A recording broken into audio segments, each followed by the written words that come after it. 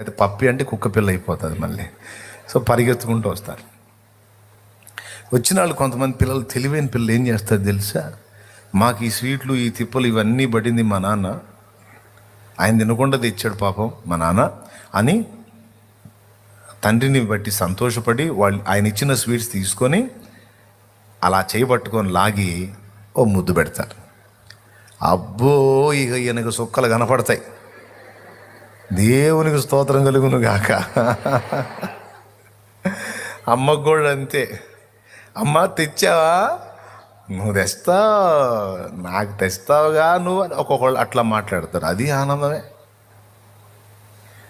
కొంతమంది చురుకైన పిల్లలు ముద్దాడతారు. ఒకడు ఉంటాడు దుండగుడు, ఆ సంచి లాక్కుంటాడు, వస్తాడు, అది వచ్చావా ఇది వచ్చావా, ఏందో ఆయన ఈయనకు బాగా ఉన్నట్టు,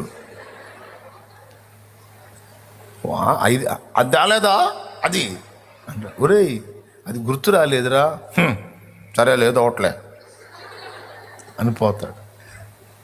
ఏదో డాడీ తెచ్చాడు అని సంతోషపడడు.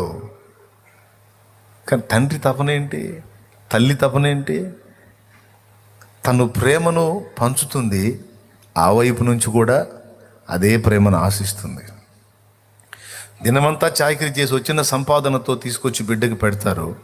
ఆ బిడ్డ నుంచి ఒక చిన్ని మాట, మా అమ్మ మంచిది, మా డాడీ మంచోడు, మా మమ్మీ మంచిది అని ఓ మాటో ఓ ముద్దో ప్రేమ.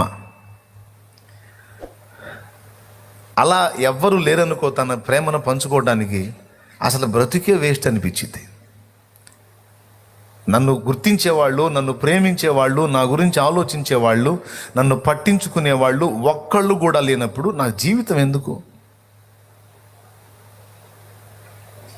ఒకడు ఇంకొకడితో అన్నాడంట, 7 అంతస్తుల బిల్డింగ్ ఇస్తాను, 70 ఎకరాల పొలం ఇస్తాను, అందులో తోట ఇస్తాను, నీకు కావాల్సినవి అన్నీ ఇస్తాను, అందులో ఏది కావాలంటే అది నీకు ఏర్పాటు చేసి పెడతాను, అయితే ఒక్క షరతు, నువ్వు ఒక్కడివే అందులో ఉండాలి అన్నాడట.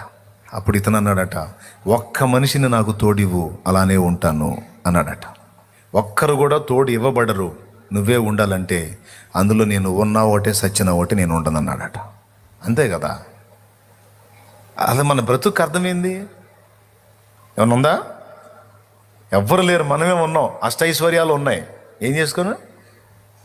ఇప్పుడు ఈ ప్రకారం ఆలోచించండి, అసలు మనిషి నైజం ఏంటో.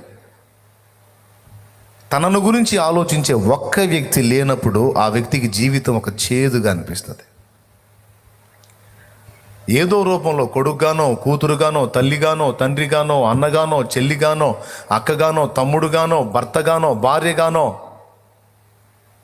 తనను గురించి కనీసం ఫ్రెండుగానో, ఏదో ఒక రూపంలో తనను గురించి కనీసం రోజులో ఒక్కసారైనా ఆలోచించే ఒక్క వ్యక్తి కూడా ఒక వ్యక్తికి లేకపోతే ఆ వ్యక్తి ఎక్కువ కాలం జీవించరు.